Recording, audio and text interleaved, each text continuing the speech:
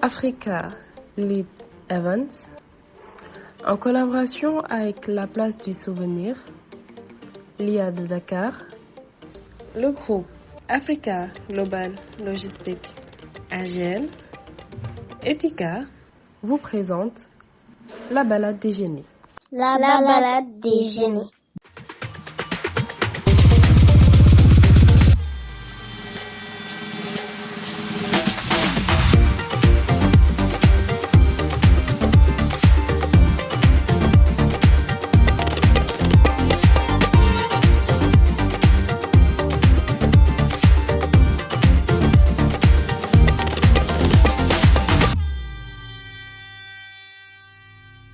Charmant public, bonsoir. Soyez les bienvenus à ce nouveau numéro de la balade des génies.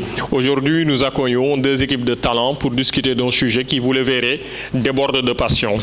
Pour la première fois, à l'occasion de Deloclit, nous accueillons une équipe qui fait son baptême du feu dans la compétition. Je veux nommer le lycée Talibou Dabo de Grand Yoff sous vos applaudissements, s'il vous plaît.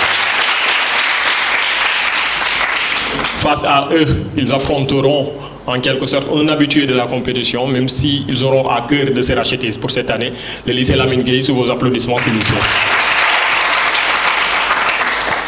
Pour le match du jour opposant ces deux équipes, le sujet est libellé ainsi qu'il suit. Les organismes communautaires africains sont-ils efficaces dans leur mission d'intégration?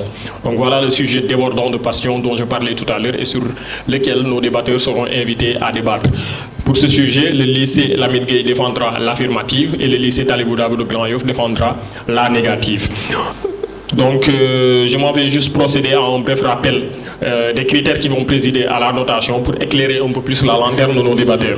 Donc, le premier critère est celui de la tenue. La tenue, c'est votre comportement par rapport au pupitre. Donc, vous serez noté sur la manière dont vous occupez cet espace-là. Dans l'idéal, vous êtes invité à rester dans le cadre du pupitre sans en sortir. Le deuxième critère est celui de l'éloquence. L'éloquence, comme je le dis souvent, je n'ai pas prétention à vous apprendre ce qu'est être éloquent. Je sais que vous l'êtes et que vous nous en ferez voir de toutes les couleurs.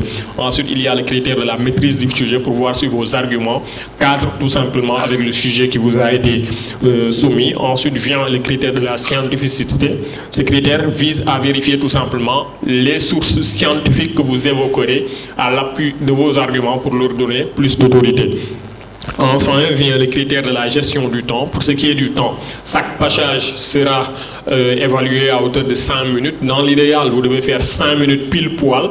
Et si vous dépassez le temps qui vous est imparti, vous vous exposerez à des pénalités. De même, si vous êtes en deçà du temps qui vous est imparti, vous vous exposerez à des pénalités. Mais sachez que devant vous, il y aura le chrono pour vous permettre de prendre une idée pendant votre intervention du temps qui vous reste. Et donc, vous pourrez apprécier vous-même. Le jury décernera les pénalités en fonction de l'ampleur du dépassement ou du temps que vous avez laissé en rate. Donc voilà, j'ai fait le tour des 5 critères de notation en vous réitérant mes félicitations pour la compétition, mais également mes vœux de bonne chance, que le meilleur gagne. Merci beaucoup.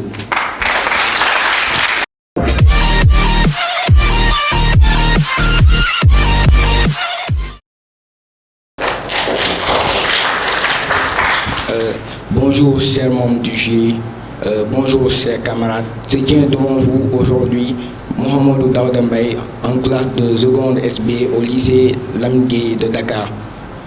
Je suis aujourd'hui devant vous pour honorer mon lycée en défendant l'affirmative sur le sujet qui est: les organismes communautaires africains sont-ils efficaces pour l'intégration?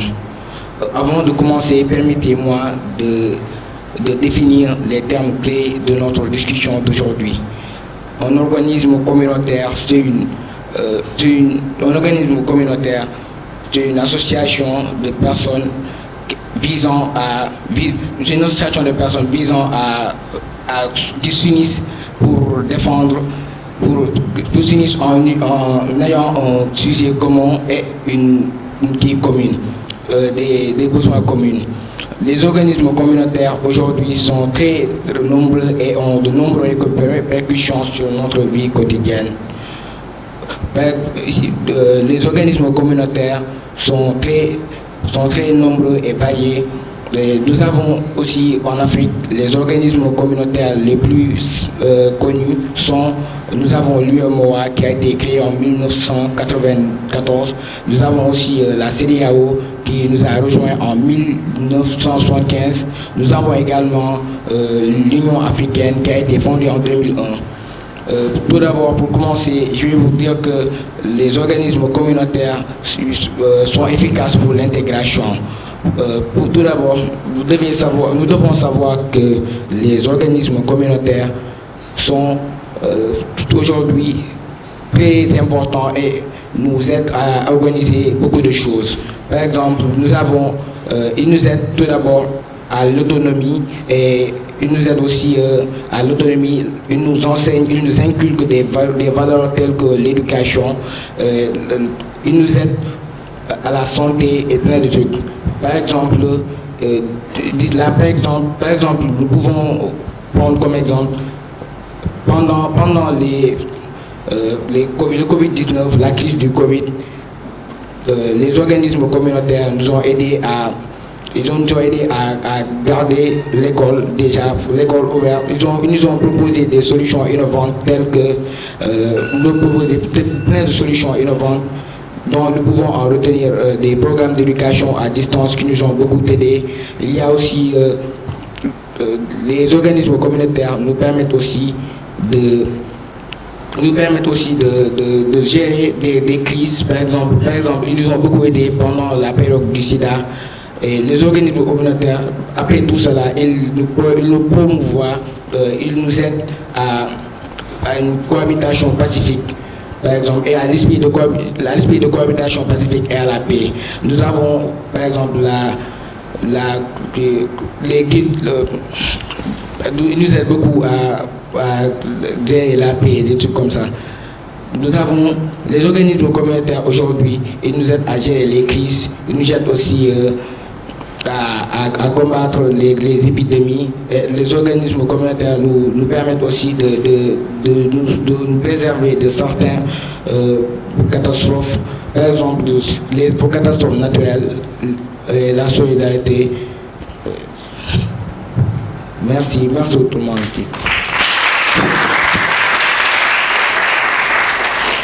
Merci beaucoup. La main passe désormais au lycée Talibou Dabo de Grand Yoff sous vos applaudissements, s'il vous plaît.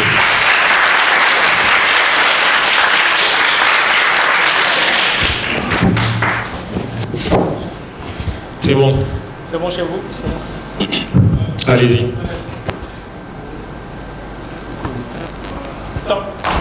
Mesdames et messieurs, honorables invités, chers membres du jury, public et organisateurs, bonsoir. Devant vous, M. Tcherno Amadou Doumbouya, élève en classe de terminale L2 au lycée Talibou Dabo de Grand Yoff. Si nous sommes là aujourd'hui, c'est pour défendre avec passion le négatif d'un sujet qui nous a été conféré, intitulé « Les organismes communautaires africains sont-ils efficaces dans leur mission d'intégration ?» Avant tout d'abord, mesdames et messieurs, permettez-moi de définir les concepts clés du sujet. D'abord, un organisme communautaire, selon l'Office québécois de la langue française, est un organisme sans but lucratif dont l'objectif est de proposer des services d'aide ou de mieux-être dans une communauté. Ensuite, le terme efficace, d'après le Larousse, désigne quelque chose qui remplit bien sa tâche, qui atteint son but et qui aboutit à des résultats utiles. En ce qui concerne une mission, elle est, selon le Robert, une charge donnée à quelqu'un d'aller accomplir quelque chose. Et enfin, le terme intégration, d'après le Cordial, renvoie au fait de coordonner les activités de différents organes ou entre les membres d'une même société.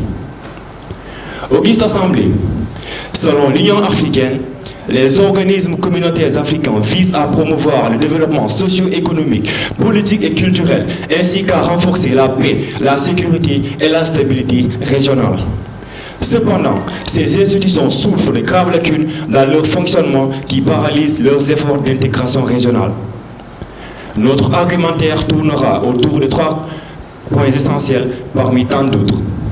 Premièrement, ces organismes sont confrontés à des différences importantes entre les législations nationales des pays membres, ce qui rend difficile la mise en œuvre cohérente et efficace des politiques régionales. En 2010, dans la région de la CEDEAO, d'après Kassa Traoré, les différences des réglementations douanières ont entraîné des retards et des frais supplémentaires pour les entreprises qui cherchent à commercialiser leurs produits à travers les frontières. Des études de l'OHADA en mars 2003 sur le transport des marchandises par route montrent que les formalités douanières complexes entravent le commerce intra-régional et nuisent à la compétitivité des entreprises. De plus, l'absence d'une monnaie commune dans ces institutions a considérablement entravé leurs efforts d'intégration régionale en créant des obstacles à la libre circulation des biens, des services et des capitaux entre les États membres. Cette situation génère des fluctuations des taux d'essence et des coûts d'essence qui entravent les échanges commerciaux et les investissements transfrontaliers, limitant ainsi les opportunités de croissance économique et de développement régional. Prenons l'exemple de l'UEMOA. En effet, dans l'UEMOA, bien que le franc CFA soit utilisé comme monnaie commune, son lien avec l'euro via un accord avec la France depuis le 1er janvier 1999 restreint la flexibilité monétaire des États membres, compromettant leur compétitivité sur les marchés internationaux et limitant ainsi l'intégration régionale. Enfin, mesdames et messieurs, les défis sécuritaires tels que les conflits armés, le terrorisme et l'instabilité politique bloquent les efforts d'intégration régionale et en créant des tensions entre les États membres et en compromettant la coopération régionale.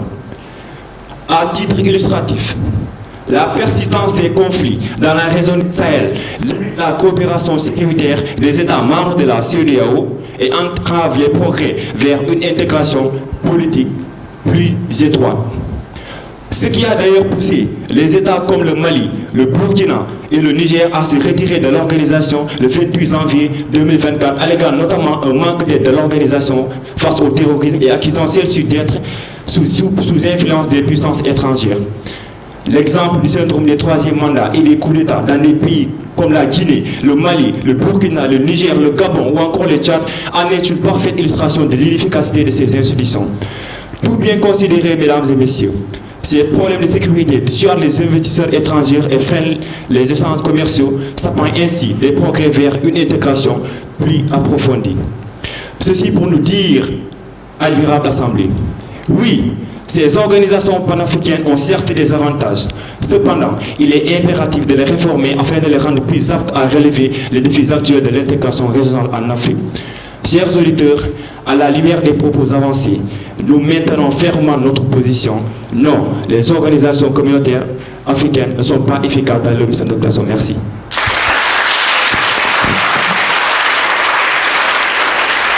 Merci beaucoup.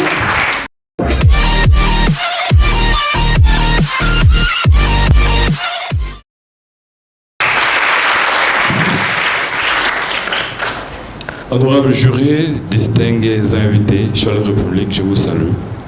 Mamadou Moussa Khan et je vous viens du lycée Lamine Gueye.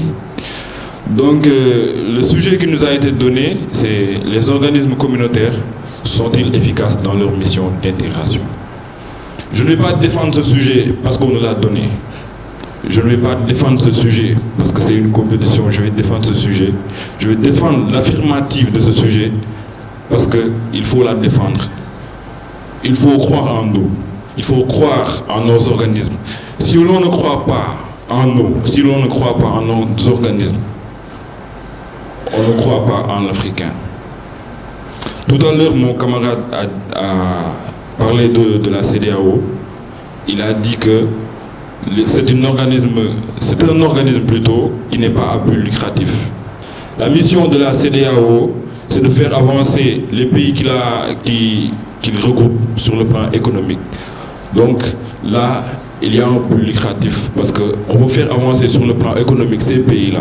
On veut que ces pays-là développent leurs richesses. On veut que ces pays-là créent des outils de production. Donc là, il y a un but lucratif. Mon camarade également a utilisé des dictionnaires, Larousse et d'autres, pour définir ce que c'est une organisation communautaire. Une organisation communautaire ne peut pas être définie par un dictionnaire.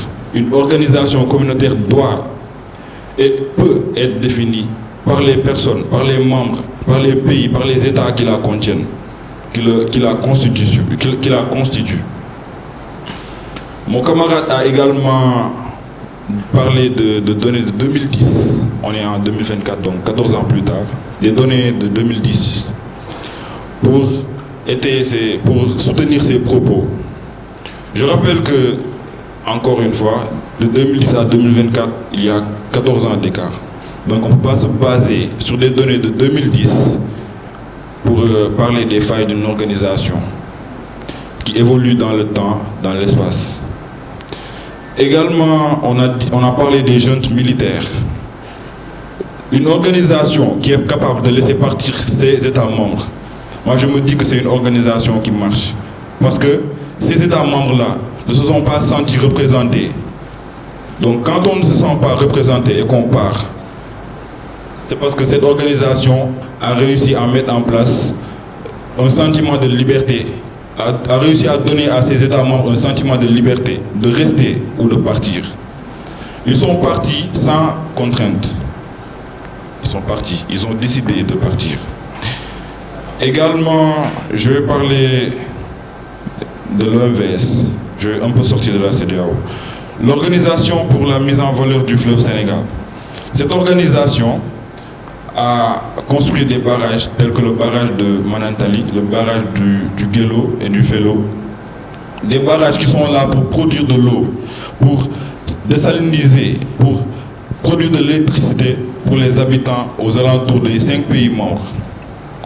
Donc une organisation qui donne de l'eau, de l'électricité, et vous dites que cette organisation-là n'a pas réussi son but. Moi, je ne comprends pas. Je vais parler également de l'UEMOA. Vous avez parlé de l'UEMOA. L'UEMOA est du franc CFA. Vous dites que le franc CFA est adossé à l'euro et que... Voilà. Donc le franc CFA est adossé à l'euro pour que son taux de change reste fixe. Aujourd'hui, vous allez vers le dollar. Le taux de change entre le dollar et le franc CFA ne varie pas trop. Le taux de change entre le dollar et le yen, le dollar et l'euro ne varie pas trop. Et ça, c'est un bénéfice pour les États membres. Pourquoi? Parce que ces États-là doivent constamment négocier, doivent constamment acheter.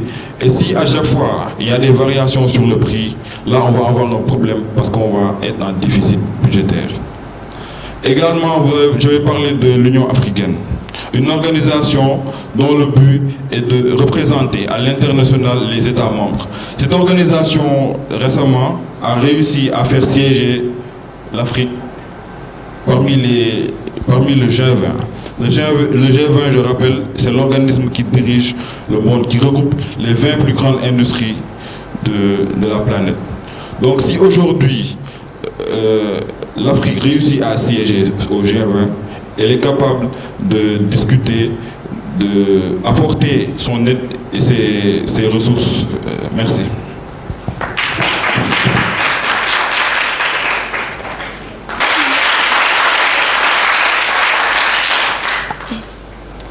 Honorables invités, chers membres du jury, auguste public composé des amoureux du débatton, bonsoir.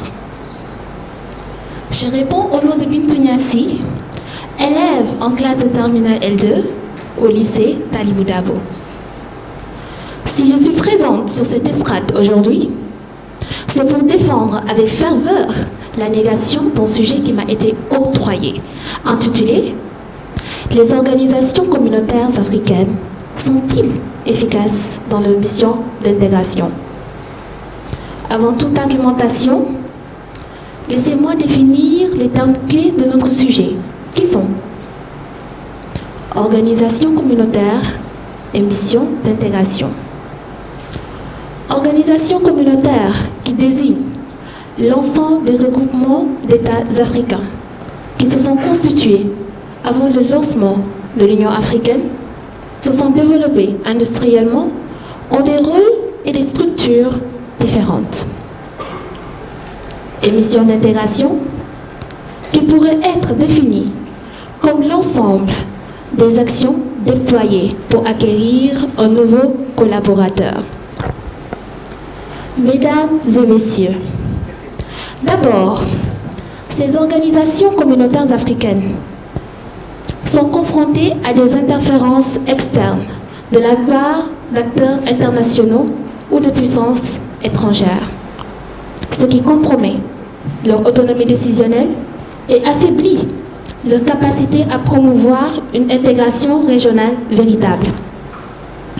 Par exemple, une étude faite par Jean-Raphaël Le Chapconnier à l'IFRI en 2019 montre que les actions de certaines puissances étrangères telles que les États-Unis d'Amérique, la Chine ou encore le Japon sont vues comme des interférences externes dans les affaires des différents pays africains. Ensuite, nous constatons que la corruption et la mauvaise gouvernance au sein des États membres entravent les efforts d'intégration en sapant la confiance mutuelle, alimentant ainsi les rivalités politiques et détournant les ressources nécessaires et la mise en œuvre des politiques régionales. Et l'exemple le plus concret de ces méfaits est celui du Congo, où la corruption endémique et les rivalités politiques ont mis un frein à l'effort de l'intégration régionale. Et enfin, cher public, surgit le manque de volonté politique. En effet, malgré les engagements politiques en faveur de l'intégration régionale,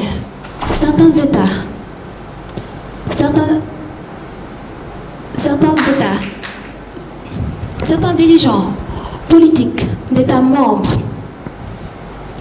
peuvent manquer de volonté nécessaire pour mettre en œuvre des réformes nécessaires et promouvoir une intégration régionale véritable et solidaire entre les nations européennes et africaines. En guise d'illustration, nous avons le retard dans la mise en œuvre des affaires de l'Union africaine par certains pays membres comme le Zimbabwe, où les intérêts politiques régionaux ont souvent prévalu sur les objectifs d'intégration régionale.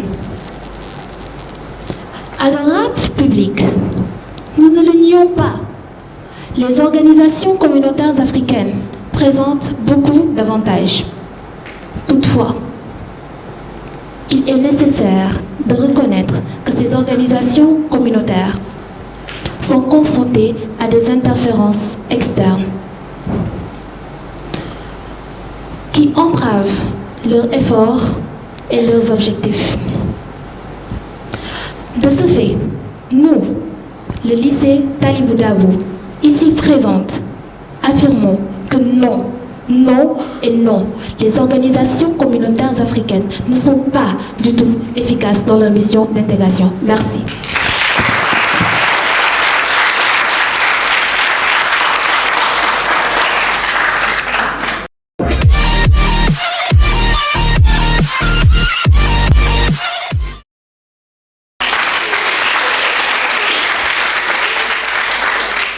Obvious Assistance, bonsoir et soyez les bienvenus de nouveau pour le débrief, la synthèse, on va dire, de ce match qui aura opposé le lycée Lamine Gueye au lycée Talibou Dabo de Grand Yoff. Alors, en prélude à mon propos de synthèse, je voudrais féliciter les deux équipes pour la qualité des interventions dont ils nous ont gratifié. Donc, félicitations aux 4 débatteurs, indépendamment du résultat qui vous sera donné tout à l'heure. Je pense que les prestations ont été de qualité et ça mérite d'être soulevé. Donc, félicitations à vous 4. Il mérite des applaudissements. Pour en venir maintenant à l'opération de décortiquage des différentes prestations, je vais faire une synthèse globale du point de vue de la forme d'abord, avant de revenir sur les considérations de fond, par rapport au fond donc des interventions. Pour ce qui est de la forme, alors on aura noté quelques impairs dans les passages des 4 débatteurs et ce sont sur ces impairs-là que je vais revenir par rapport à la forme. Déjà, du point de vue de la forme, il y a ce qu'on appelle des gestes parasites que beaucoup de débatteurs ont eu ce soir. Par exemple, un débatteur, pour ne pas le nommer, est venu et a mis sa main dans la poche. Donc ça, c'est ce qu'on appelle un geste parasite. Lorsque vous devez discourir en public et lorsque vous devez parler en public, la main dans la poche est mal perçue et mal vue. Donc, il vous est conseillé au contraire d'utiliser le main avec laquelle, autant pour moi, vous ne tenez pas le micro, de gesticuler et de faire la gestuelle. Mais si vous mettez la main dans la poche, non seulement c'est mal vu et ça ne vous permet pas de joindre le geste à la parole comme cela est requis dans cet exercice. Aussi, toujours un autre débatteur a eu un autre geste parasite, c'est-à-dire qu'à un moment donné de son discours, il s'est frotté la tête avec la main. Donc, ce sont des gestes qui sont subtils, qui peuvent même échapper à l'intéressé, mais qui pourtant portent atteinte à la viabilité de son discours. Donc, il faut faire attention à cela aussi. Toujours du point de vue de la forme. Autant je disais tantôt qu'un débatteur a eu la main dans sa poche, ce qui ne l'a pas permis de gesticuler, autant dans la gestuelle d'un autre débatteur, on a remarqué que c'était tout simplement anachronique. C'est-à-dire que le débatteur avait tout le temps comme gestuelle le fait de faire comme ça. Donc ça aussi, il faut savoir varier les gestes que vous faites, sinon ça va devenir un peu mal vu. À la longue, voilà, vous êtes en train de faire une gestuelle qui est anachronique et c'est mal perçu. Toujours du point de vue de la forme, un autre débatteur, donc je suis revenu sur la gestuelle anachronique, je suis revenu sur la main dans la poche, je suis revenu également sur la main dans la tête. Aussi, dernière remarque du point de vue de la forme, une autre débatteuse est venue et a eu la main figée sur le pupitre pendant près d'une minute. C'est-à-dire que ça aussi, c'est bien. Lorsque vous devez commencer votre discours surtout, vous pouvez vous autoriser à avoir la main sur le pupitre. Mais obligatoirement, lorsque vous commencez à développer, il faut savoir détacher cette main que vous avez ancrée sur le pupitre et l'utiliser pour pouvoir procéder à la gestuelle qui est requise dans cet exercice. Donc du point de vue de la forme, ce sont ces quelques impairs que nous demanderons à l'ensemble des débatteurs de corriger pour améliorer leur performance de ce point de vue-là. Maintenant, pour revenir au fond du débat, le sujet était intitulé ainsi qu'il suit. Les organismes communautaires africains sont-ils efficaces dans leur mission d'intégration? Je vais commencer par l'équipe qui défendait l'affirmative, je pense. Et c'était l'équipe du lycée Lamine Gueye. Voilà. Pour l'équipe du lycée de Lamine Gueye, c'est Daoudo qui a ouvert les hostilités. Et comment dirais-je, revenu sur la définition. Sauf que les définitions, il faut faire l'effort la prochaine fois de les sourcer en quelque sorte. Donc si vous définissez le mot intégration comme ça, si vous définissez, comment dirais-je, le mot organisme communautaire comme ça, nous, à notre niveau, on a deux choix.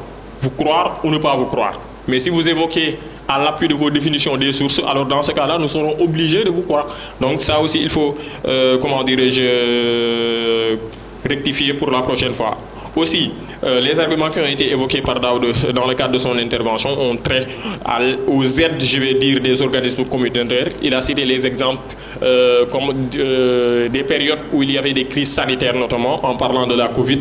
Et il a aussi, je ne vais pas dire argumenter, mais brosser l'argument, un argument que l'on attendait de vous, que vous développiez plus en profondeur, c'est-à-dire la gestion des crises. Et au plan de la gestion des crises, justement, il y avait matière à développer. Et je ne parle pas des crises sanitaires sur lesquelles vous êtes appuyé dans la première partie de votre intervention, mais des crises politiques tout simplement, parce que c'est ça aussi l'utilité des organismes communautaires.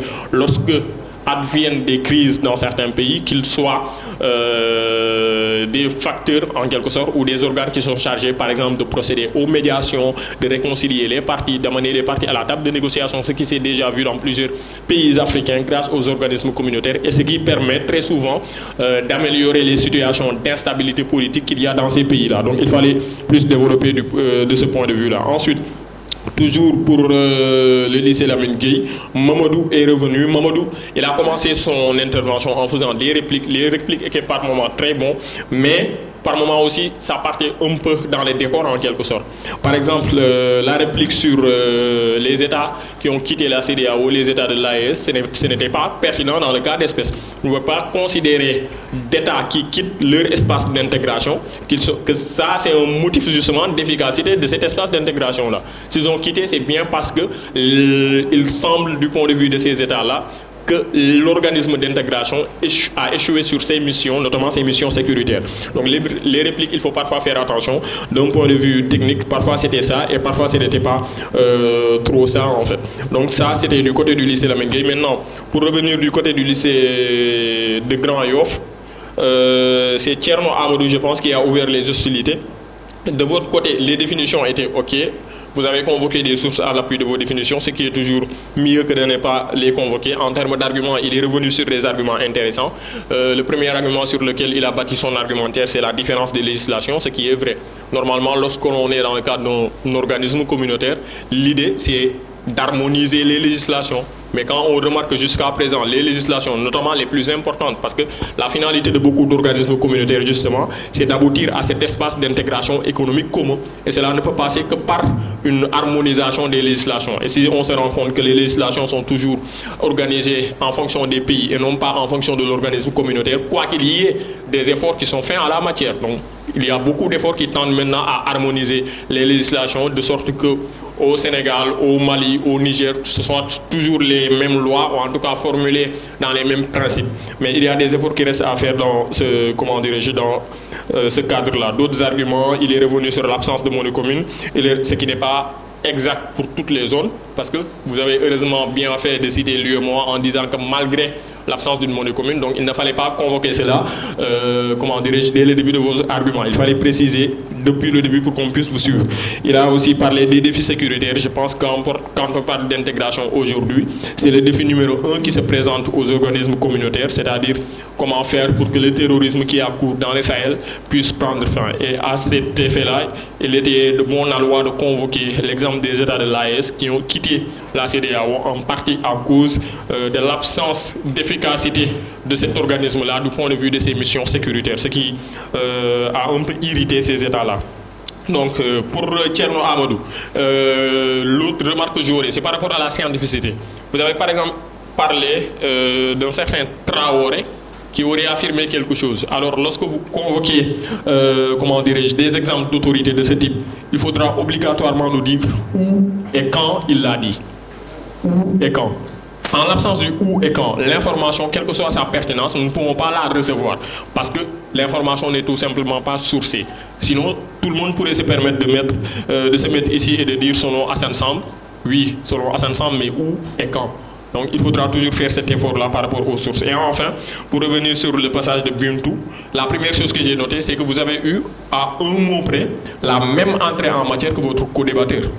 Donc ça pose problème. Vous ne pouvez pas vous présenter de la même manière, c'est-à-dire toujours venir nous dire si je me présente aujourd'hui devant vous avec, je ne sais pas, fierté pour défendre un sujet qui m'a été soumis. Donc il faut varier. Sinon ça va devenir répétitif, ça va devenir, j'allais utiliser le terme rébarbatif. Aussi, vous êtes encore revenu pour définir. La définition des termes du sujet s'opère dès le premier passage. Et après le premier passage, il n'y a plus d'utilité à définir. Donc si votre coéquipier définit, vous devez venir et entrer dans le fond du sujet sans pour autant revenir sur cet état-là qui est exclusivement réservé au premier passage pour planter le décor. Mais après, il n'est pas nécessaire de définir. Ensuite, en termes d'arguments, il est revenu sur des arguments de taille, c'est-à-dire la mésentente entre États. Et ça, c'était un argument à convoquer puisque dans nos organismes d'intégration, c'est vrai qu'il y a quelques frictions entre quelques États qui mènent souvent à une mésentente, pour ne pas dire, comment dirais-je, une certaine inimitié. Et cette inimitié-là, justement, dans un cadre où il est question de s'unir, c'est un facteur qui porte atteinte à l'efficacité. Et dans le même sillage, elle est revenue sur les rivalités politiques, le manque de volonté politique. C'est ce à quoi nous avons eu droit pour ce match du point de vue du fond. Donc, je m'en vais maintenant passer au plus important. Comme qui dirait, l'essentiel, c'est l'important, et ça, c'est le principal. Donc, on va passer à l'essentiel, l'important et le principal, avec votre permission, bien entendu. Donc, pour ce qui est du résultat.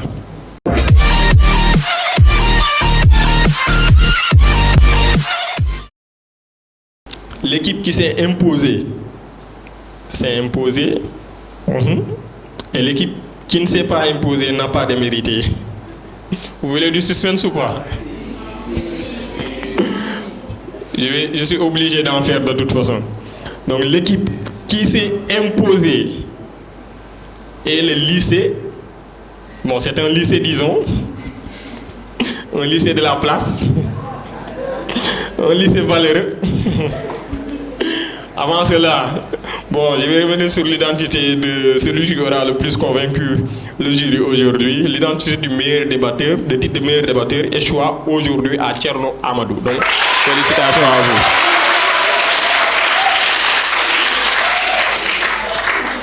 Et maintenant, pour les résultats, le lycée qui s'est imposé a gagné. Le lycée qui ne s'est pas imposé a gagné. Non, ici on ne perd pas.